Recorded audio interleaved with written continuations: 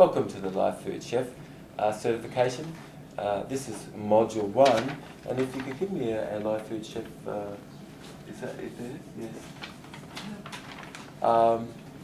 So basically what we've done in the very first tape is we've really been talking about food handling. Hopefully as you're viewing this, you've got a Lifefood Chef certification course outline in front of you, and that you can see that this very first section that we've been going over has to do with food handling, and we've talked a little bit about receiving and storage, and we're starting to get a little bit more into the health codes and hygiene, and we need to finish the health codes and hygiene. So the first tape that you've viewed and the first lesson was really all about food handling and receiving and storage as a life food chef, the various things that you really, as a professional person, should be watching over and see that everything is put in an order like this.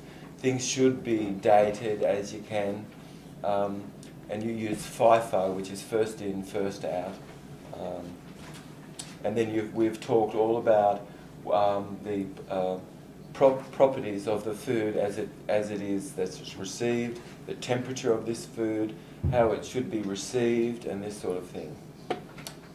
We've talked a little bit about the health codes and hygiene, and so I would love to finish this section, that's Module 1, about food handling, by finishing off talking a little bit about the health codes and hygiene, so that our life food chefs all will have the equivalent of a health department's food handler's license, and that you absolutely are aware of what are the codes, and that you are running your kitchen in a manner that's according to this.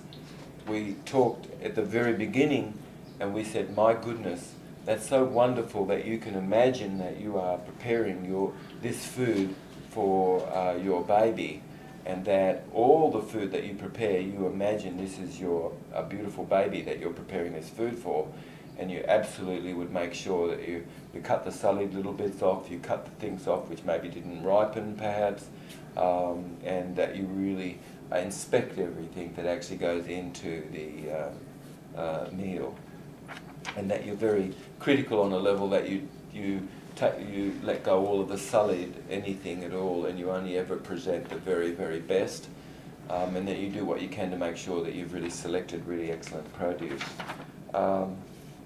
So we said that smoking would be permitted in a restaurant if it has 35 seats or more, and then and you have to have a bathroom or toilet if you have how many seats? 19. That's right. If you have less than 19, you less than have to supply a bathroom. But it seems a bit funny, doesn't it? Yeah. Very comfortable. Yes. And it also should have a self-closing door. It has to have a spring, and the door has to self-close. Why do you suppose that is? Yes, everybody can be aware of that. Would it be all right to have a restaurant and the door opens up onto the throne? Would that be okay? No. You actually have to have a partition, actually. The door cannot just sort of open up and there you see the throne, you know, from everybody where they're sitting and eating. You generally have to have a partition. Yes. And that also gives the person a little bit of cover who's using the bathroom, you know, so they don't care to be seen.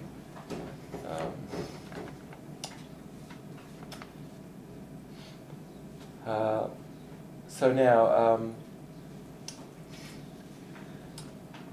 so for sanitization, you have a biometallic thermometer, and you make sure that you have 1 or 2 biometallic thermometers, you know, in the kitchen where you work, and that is calibrated. And how do we calibrate the thermometer? You put that in ice water and calibrate it, and you'll calibrate ice water to 32 Fahrenheit. 32 Fahrenheit. We've got a refrigeration expert here. So now let's just talk just briefly about washing. If you have a restaurant and you actually have plates and this sort of a thing, you absolutely have to have either a certified dishwashing machine, or you actually have to have a system that's set up for washing the dishes. I just sort of saw the Flintstones, you know, with the elephant. You know, they had the elephant that would do the work. You know. So first of all, you have a wash sink. So would it be okay to have the employees wash their hands in those sinks? No. No. Why not? She's putting food in That's right. Where will we have the wash basin for the? Where will we have the wash basin? Close by. That's right, but not too close to another sink. It has to be just a sort of a little bit away, but it has to be within the work area. Where is the other place we need to have a wash basin? Toilet. In the bathroom. And do we have to have hot and cold water? Absolutely you do. You have to have hot and cold water running. That's important. And then we need to provide sanitizing sort of way that people can dry their hands and that sort of thing. You generally need to supply also a bin for things to be put, that sanitary napkins and things that can be put, and that has a lid on it, and that you always have to have it ventilated. So if it's not ventilated, what can you do? You can open the window, and that's very important. That either it's ventilated or the window is open. You can't have a bathroom not ventilated with the window closed. That makes sense. When you're washing your dishes, there's generally 3 sinks that you use. There should really be 3 sinks. You should always make sure as a Lifefood chef that your kitchen's set up and it absolutely is health code. It's not easy to work in a kitchen which is not health code, and it's not sanitary either. You really should, if you're preparing food for the public, you should really work in a kitchen that absolutely is health code. So it should have 3 sinks.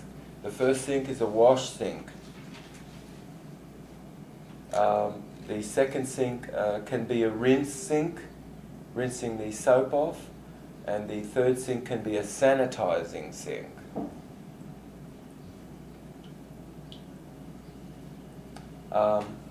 For sanitization, that temperature of the water has to be around about 170 degrees.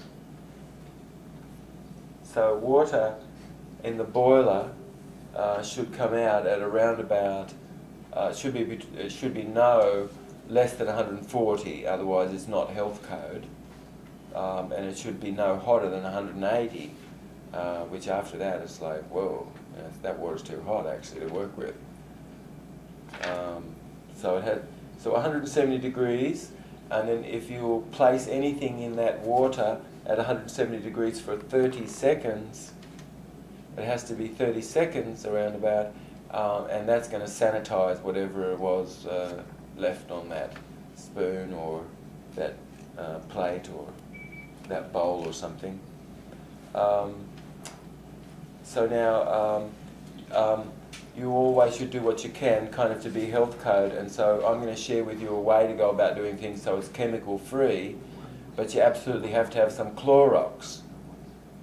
Health department inspectors are really a little bit like Hitler Youth, and they really, is the first thing they spot is they really are looking around to see where the Clorox is, right?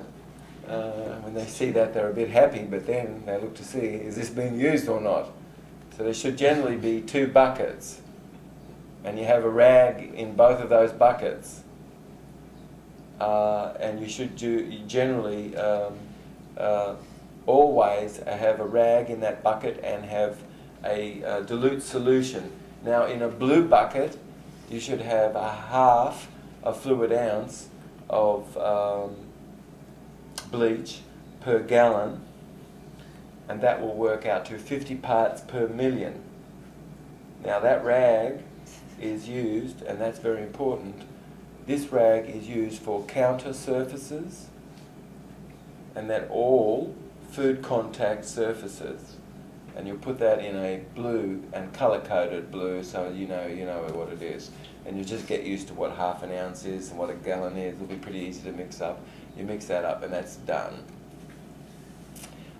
It's not a solution enough for anybody to taste it on their plate or something like that. But I generally actually, I rinse all of that stuff completely. But well, I'm going to share with you how we go about doing this. But you have to do things in a way that you're going to satisfy the health code, and you should really know what this is as a life food chef. Working in the city here, and being employed by some of these people in the city who employ life food chefs, they generally really have a great kitchen and everything, and it should really be run like really excellently. You should run it like it's health code, and then often you might be preparing food for more than just this person. So the other bucket, good on you, Valerio. The other bucket is a red bucket, and that's 1 ounce per gallon. That's 100 parts per million.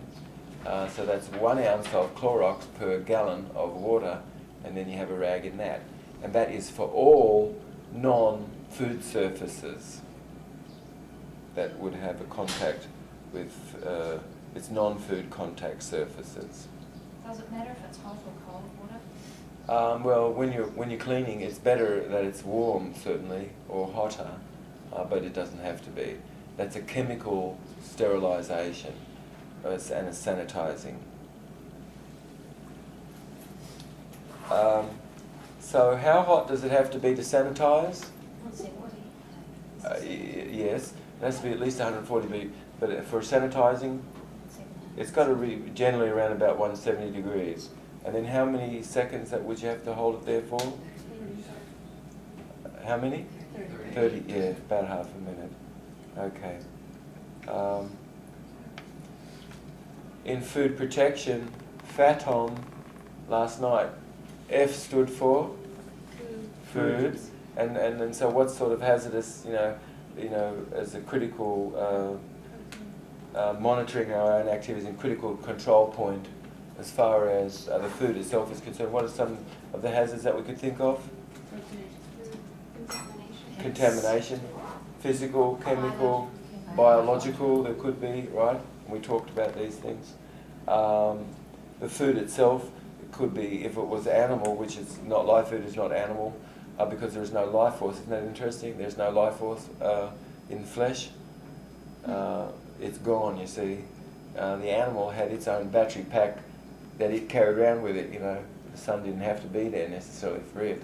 It had its own battery pack, which is more of an astral energy, whereas the plants have a bit more sun energy within them, and they might have drooped a little bit during the night, but then they pick up during the day. If you cut it during the night, it always sort of remained drooped, but if you cut it during the day, it always would remain more in its upright position. Plants have a bit more sunlight, but animals have their own battery pack that they carry around with them. It's more of an astral energy, and when they less than have their life anymore, that's gone, you see. And it's a very dead sort of a matter, actually, without that electricity there, whereas plants have the electricity. So as far as food is concerned, we said that animal product, my God, is just full of bacteria. It's unbelievable, so be mindful. So that's so food. A stood for, in FATOM, acidity, and if we talk about acidity, what sort of a pH could we get something to, and then after that point it would be okay, probably out, and it's... Huh? 4, that's right. It has an acid pH of 4, it's going to be a lot safer if it has an acid pH of around about 4 or more acidic. So that's why you can make like apples. That's why you can make vinegar out of the refrigerator. That's right. And what else? There's lots of things. Miso, all of the ferments, matter of fact. I don't put